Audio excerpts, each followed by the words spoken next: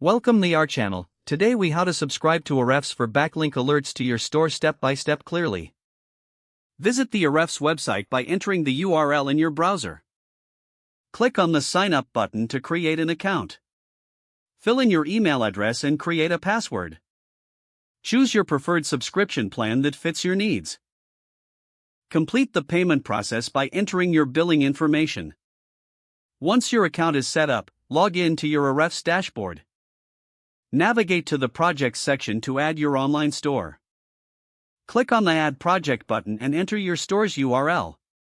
After adding your store, click on Alerts in the project settings. Select Backlinks to set up backlink alerts for your store. Choose how often you prefer to receive alerts, such as daily or weekly. Enter the email address where you want to receive these alerts. Save your settings to activate the alerts. Finally, monitor your email for updates about new backlinks to your store. If the page does not load, refresh the browser or try again in a private or incognito window. Make sure you are using the correct email address, then retype it carefully to avoid small typos. If your password is not accepted, use the reset option and create a new strong password you can remember.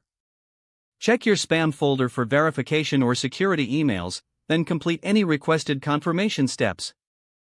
Enable two-factor authentication if available to improve account security and reduce unauthorized access risk. After signing in, review your profile details so your contact information and settings are accurate and current.